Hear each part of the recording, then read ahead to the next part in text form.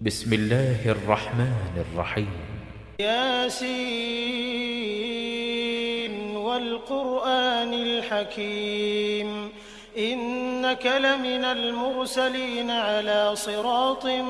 مستقيم تنزيل العزيز الرحيم لتنذر قوما ما أنذر آباؤهم فهم غافلون لقد حق القول على أكثرهم فهم لا يؤمنون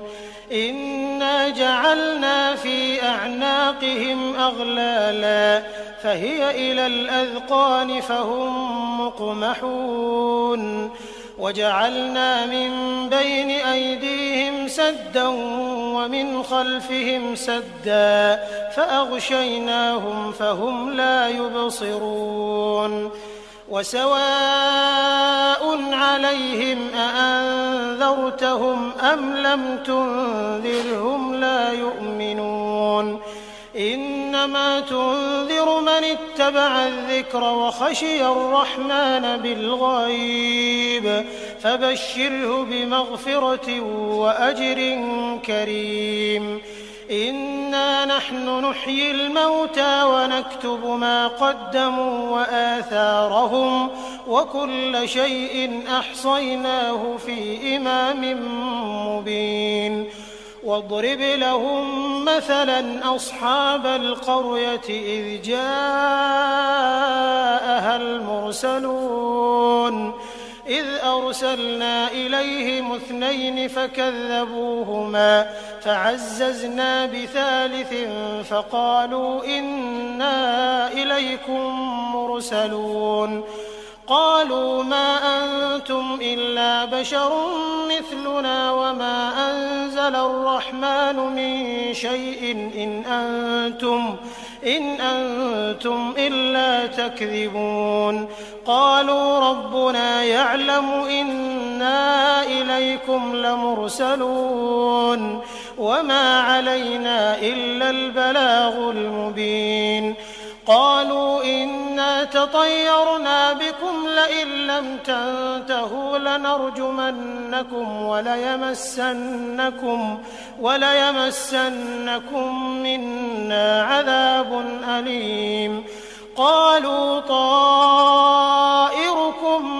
معكم أئن ذكرتم بل أنتم قوم مسرفون وجاء من أقصى المدينة رجل يسعى قال يا قوم اتبعوا المرسلين اتبعوا من لا يسألكم أجرا وهم مهتدون وما لي لا أعبد الذي فطرني وإليه ترجعون أأتخذ من دونه آلهة إن يردني الرحمن بضر لا تغن عني شفاعتهم شيئا ولا ينقذون إني إذا لفي ضلال مبين إني آمنت بربكم فاسمعون قيل ادخل الجنة قال يا ليت قومي يعلمون بما غفر لي ربي وجعلني من المكرمين وما أنزلنا على قومه من بعده من جند من السماء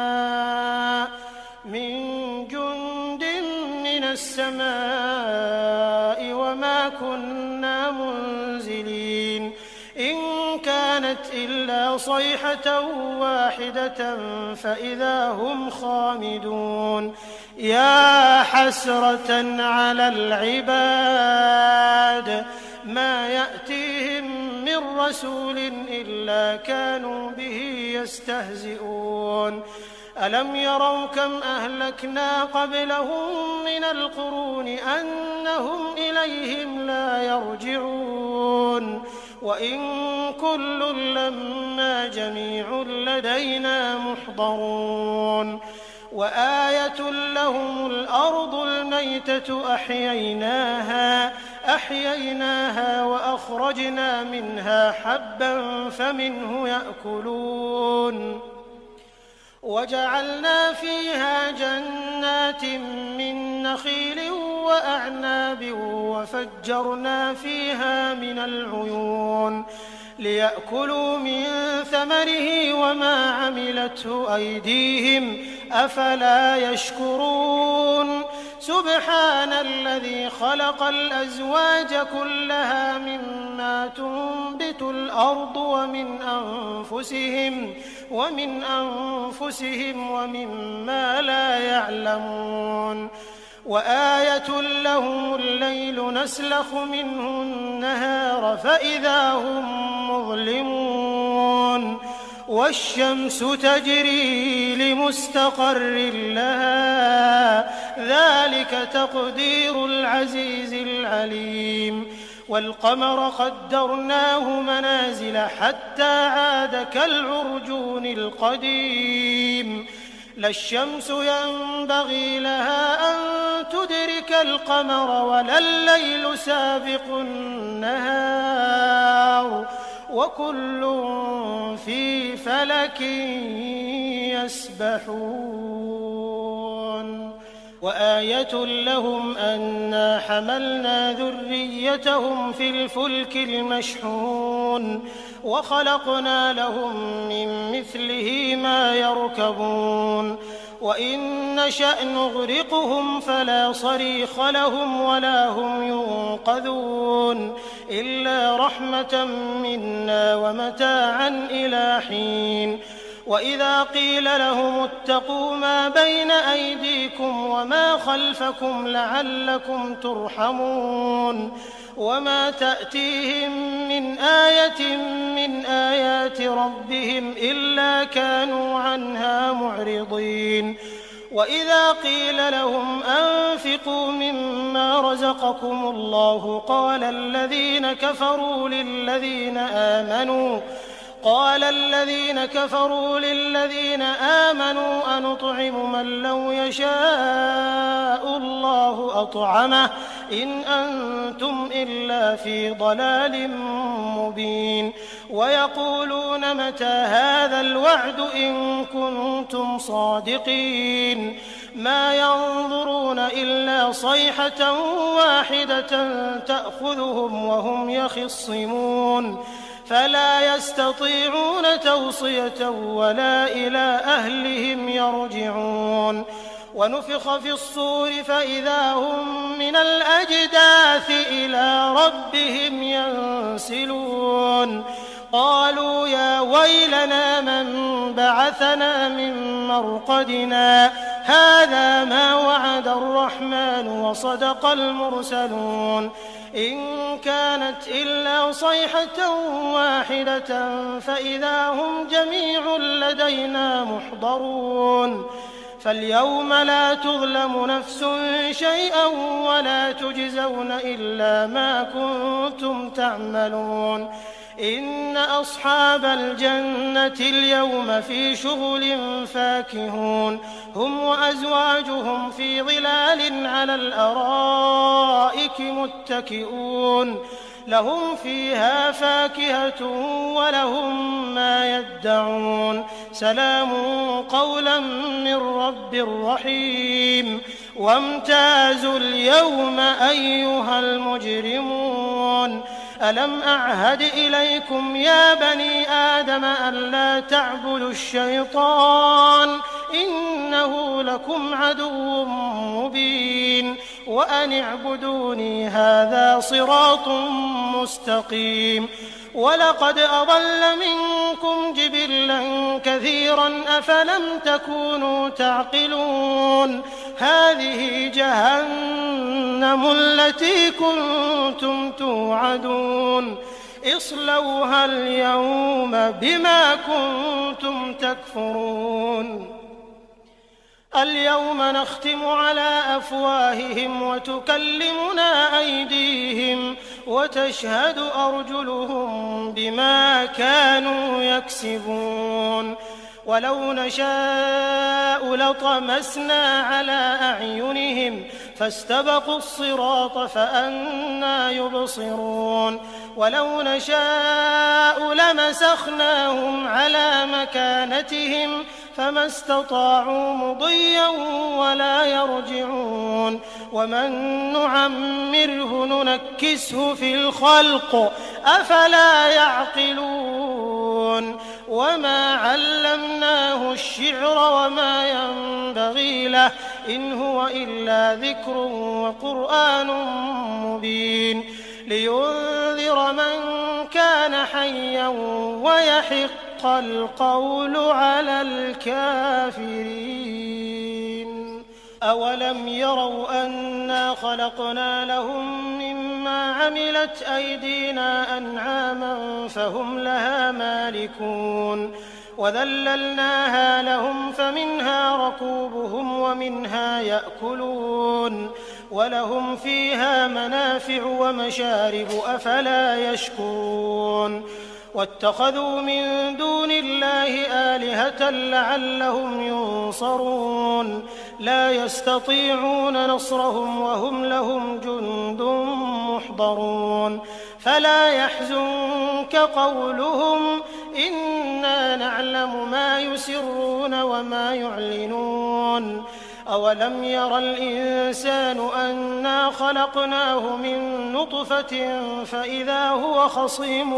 مبين وضرب لنا مثلا ونسي خلقه قال من يحيي العظام وهي رميم قل يحييها الذي أنشأها أول مرة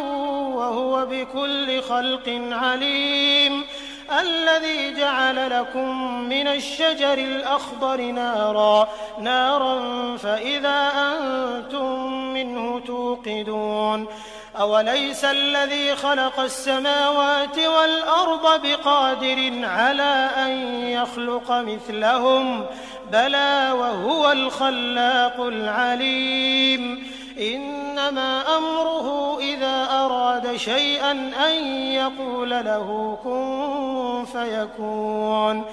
فسبحان الذي بيده ملكوت كل شيء وإليه ترجعون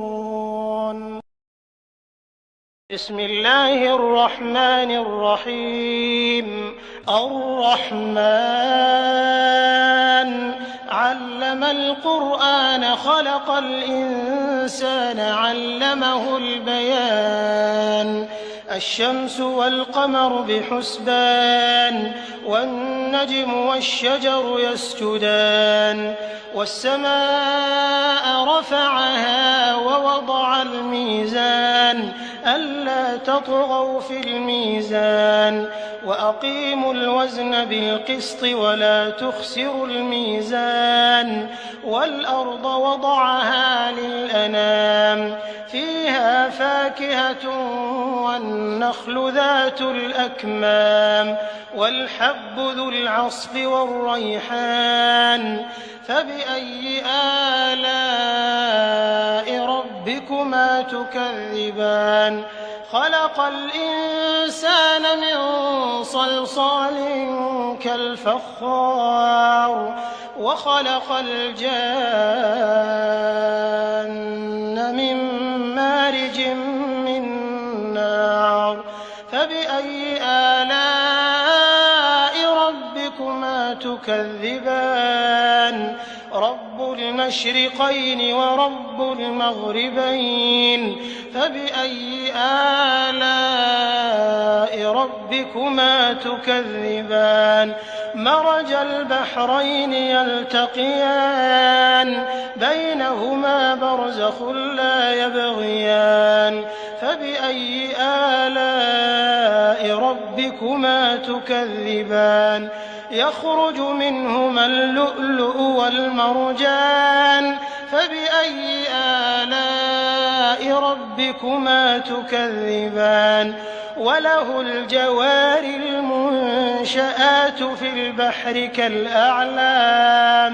فبأي آلاء ربكما تكذبان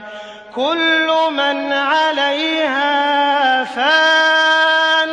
ويبقى وجه ربك ذو الجلال والإكرام والإكرام فبأي آلاء ربكما تكذبان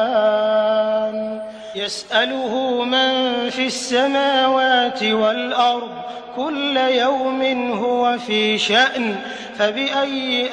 آلاء ربكما تكذبان سنفرغ لكم أيها الثقلان فبأي آلاء ربكما تكذبان يا معشر الجن والإنس إن استطعتم أن تنفذوا من أقطار السماوات والأرض فانفذوا لا تنفذون إلا بسلطان فبأي آلاء ربكما تكذبان يرسل عليكما شواظ من نار ونحاس فلا تنتصران فبأي آلاء ربكما تكذبان فإذا انشقت السماء فكانت وردة كالدهان فبأي آلاء ربكما تكذبان فيومئذ لا يسأل عن ذنبه إنس ولا جان فبأي آلاء ربكما تكذبان يعرف المجرمون بسيماهم فيؤخذ بالنواصي والأقدام فبأي آلاء ربكما تكذبان هذه جهنم التي يكذب بها المجرمون يطوفون بينها وبين حميم آن فبأي آلاء ربكما تكذبان ولمن خاف مقام ربه جنتان فبأي آلاء ربكما تكذبان ذواتا أفنان فبأي آلاء ربكما تكذبان فيهما عينان تجريان فبأي آلاء ربكما تكذبان فيهما من كل فاكهة زوجان فبأي آلاء ربكما تكذبان متكئين على فرش بطائنها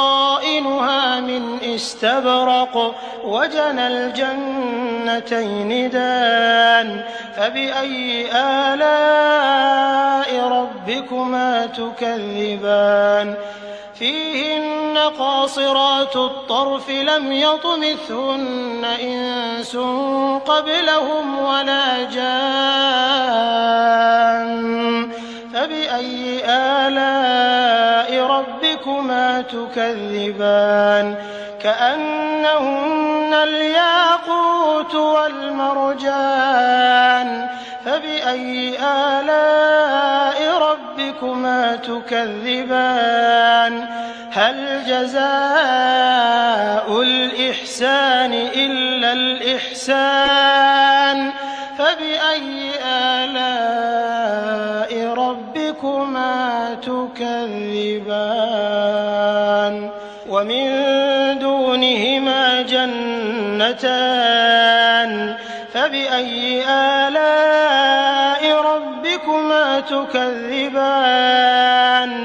مدهامتان فبأي آلاء ربكما تكذبان فيهما عينان نضاختان